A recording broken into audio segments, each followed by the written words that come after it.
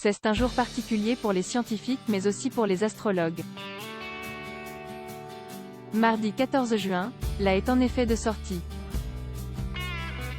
Elle porte ce nom particulier car le phénomène se produit lorsque la pleine lune est sur le point de son orbite le plus proche de la Terre. On parle alors de périgée syzygie en astronomie. Pour être plus clair, c'est à 13h51 46 s, heure déterminée par l'Institut de mécanique céleste et de calcul des éphémérides, IMCCE, que la pleine lune a pointé le bout de son nez en métropole et qu'elle était parfaitement alignée avec la Terre et le Soleil.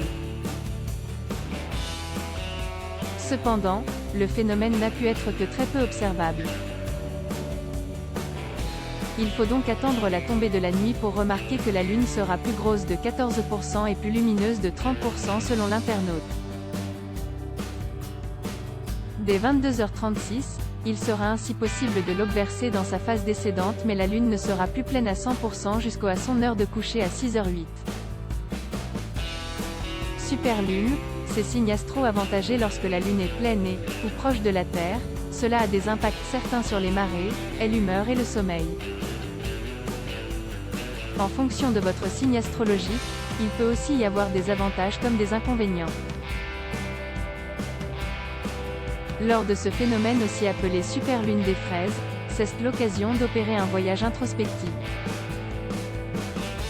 Pour le signe du Sagittaire, qui est placé sous cette superlune, l'introspection générale serait propice à l'action et l'audace.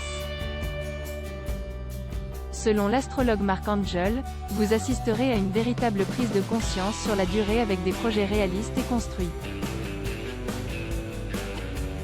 Le Sagittaire étant un signe de feu, la superlune favorisera les autres signes comme les lions, les béliers, les gémeaux, les verseaux et les balances.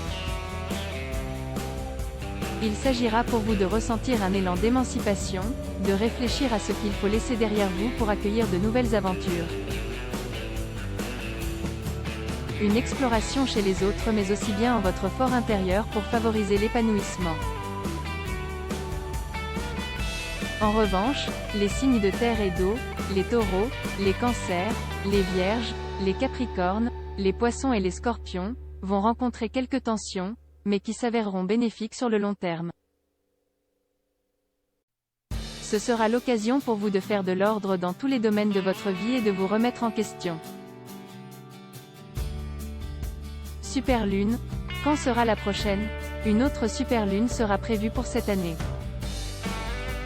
Elle aura lieu précisément le 13 juillet prochain et sera davantage observable aux alentours de 20h38 en France métropolitaine.